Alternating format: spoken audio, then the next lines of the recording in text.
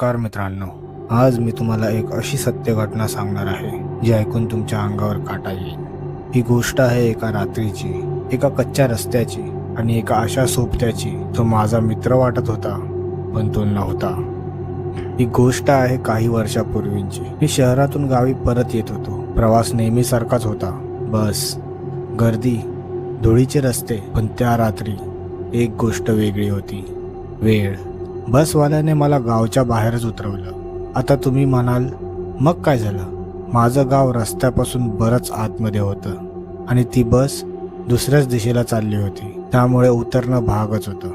हे मला काही नवीन नव्हतं। मी याआधीही कित्येक वेळा त्या कच्च्या रस्त्यावरून एकट्याने चालत गेलो होतो। दिवसा ते रस्ते किती सुंदर वाटतात, शेतं, झाडं, मातीचा वास। पण मित्रांनो, हीच वाट रात्री किती वेगळी असते हे त्या रात्री मला खऱ्या अर्थाने कळलं। घड्याळात वेळ होती रात्रीचे बरोबर 12:30, मध्यरात्र।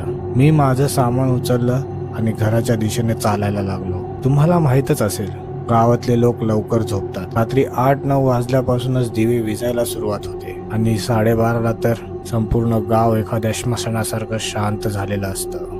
मी चालत होतो आणि आजूबाजूला फक्त शांतता, गडद काळोख। दूर कुठेतरी कुत्रे भुंकत होते, वाऱ्याने झाडांची पानं सळसळत होती आणि माझ्या पावलांचा आवाज त्या कच्च्या रस्त्यावर घुमत होता। मी जसा पुढे जात होतो तसं मला जाणवत होतं की हे जंगल आहे, एखाद्या ओसाड जंगलात एकटं फिरतोय असं वाटत होतं। छातीत एक विचित्र धडधड सुरू झाली। मी स्वतःला सांगत होतो, अरे किती वेळा आलायस इथे, काय होणार आहे? पण मन ऐकत नव्हतं। मी देवाचा धावा करायला लागलो, मनातल्या मनात प्रार्थना करत होतो, देवा पटकन घरी पोचव। आणि तेवढ्यात दुरून एक आकृती दिसली। अंधारात नीट दिसत नव्हती, पण ती माझ्याच दिशेने येत होती। माझं हृदय एक क्षण थांबलंच, पण मग त्याने दुरूनच हात केला आणि मी ओळखलं, अरे हा तर सोमनाथ आहे, माझा जुना मित्र। मला खूप आनंद झाला। खरंच सांगतो, त्या गडद रात्री एक ओळखीचा चेहरा दिसणं म्हणजे जणू देवानेच माझी प्रार्थना ऐकली होती। मी मनात विचार केला, एवढ्या रात्री सोमनाथ इथे काय करतोय? पण मग सोडून दिलं। कमीत कमी कोणीतरी सोबतीला मिळालं होतं। सोमनाथ माझ्या जवळ आला, माझी बॅग उचलली आणि माझ्या पुढे चालायला लागला। माझं मन हलकं झालं। ती भीती कुठच्या कुठे पळाली। आता आपण दोघे आहोत, मग काय? पण मित्रांनो, थोड्या वेळाने मला एक गोष्ट जाणवली, सोमनाथ बोलत नव्हता। एक शब्द नाही, एक प्रश्न नाही, कधी आलास, कसा आलास, शहरात काय झालं, काहीच नाही। आणि मित्रांनो, हे विचित्र होतं, कारण सोमनाथ म्हणजे बोलघेवडेपणाचा राजा। तो एक मिनिटही गप्प बसत नाही। बोलणं, हसणं, मस्करी करणं हे त्याचं काम। पण आज तो पूर्णपणे शांत होता, एखादं यंत्र चालवत असं फक्त चालत होता। मला आतून काहीतरी सांगायला लागलं, काहीतरी चुकतंय। आणि मग माझ्या लक्षात आलं, तो चुकीच्या रस्त्याने जातोय। माझ्या घराची कच्ची वाट वेगळी होती, पण सोमनाथने ती वाट सोडली होती। तो शेतातून वाट काढत होता, गवत, चिखल, काटेरी झाडं, आणि तो न थांबता पुढे जात होता। मी थांबलो। अरे सोमनाथ, कुठे चाललायस? हा रस्ता नाही माझ्या घरचा, आणि मगासपासून बघतोय खूप गप्प आहेस, बरा आहेस का रे? तो थांबला, हळूहळू वळला, आणि त्याने काहीच उत्तर दिले नाही, फक्त माझ्याकडे बघत राहिला। आणि मग त्याने माझा हात पकडला। त्या क्षणी जे मला जाणवलं ते शब्दात सांगणं कठीण आहे।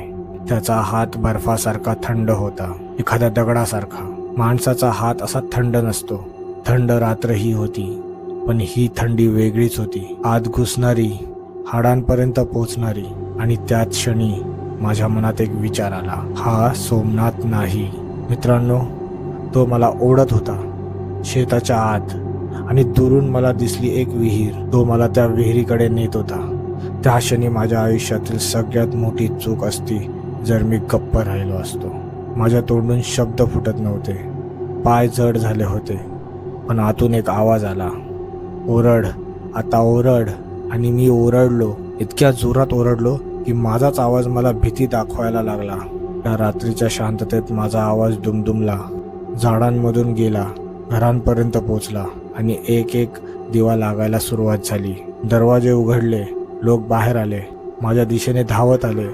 पण मित्रांनो, त्याआधीच मी बेशुद्ध झालो होतो। सकाळ झाली होती। डोळे उघडले तेव्हा माझ्या घरात होतो। छत दिसत होतं, आईचा आवाज येत होता आणि आजूबाजूला गावातले लोक उभे होते. बरा आहेस का? काय झालं होतं? मी उठलो तेव्हा कळलं. रात्री मला पिंपळाच्या झाडाला बांधलेलं सापडलो होतो, बेशुद्ध अवस्थेत. त्यांनी मला घरी आणलं. मी सगळं सांगितलं, एक एक प्रसंग. सोमनाथने हात केला, माझी बॅग, थंड हात, विहीर, आणि तेवढ्यात माझ्या मागून एक आवाज आला. भाऊ, मी तर रात्री घरीच झोपलो होतो. मी वळलो. सोमनाथ उभा होता माझ्या समोर, जिवंत, हसत. मित्रांनो, मला चक्कर आल्यासारखं झालं. मग काल रात्री माझ्याबरोबर कोण होतं? मी हळूच पुटपुटलो. संपूर्ण खोलीत शांतता पसरली. सगळे एकमेकांकडे बघायला लागले आणि मग सगळे माझ्याकडे. त्या प्रश्नाचं उत्तर आजपर्यंत कोणाला मिळालं नाही. त्या रात्री माझ्याबरोबर जे होतं ते काय होतं हे मला माहीत नाही. पण एक गोष्ट नक्की, त्या रात्रीनंतर गावातल्या कुणीही रात्री एकट्याने प्रवास केला नाही. कारण काही गोष्टी समजत नाहीत पण अनुभवल्या जातात. ही सत्य घटना मी तुम्हाला सांगितली कारण जे मला भोगावं लागलं ते तुम्हाला भोगू नये. रात्री प्रवास करताना सावध राहा. ओळखीचा वाटणारा प्रत्येक चेहरा ओळखीचा नसतो. जर ही कहाणी तुम्हाला आवडली असेल तर लाईक करा, सबस्क्राईब करा आणि बेल आयकन नक्की दाबा. कारण अशाच आणखी सत्य कहाण्या घेऊन मी परत येणार आहे. आणि हो, कमेंटमध्ये नक्की सांगा तुमच्या आयुष्यात असा कधी अनुभव आला आहे का? तोपर्यंत काळजी घ्या, सुरक्षित राहा.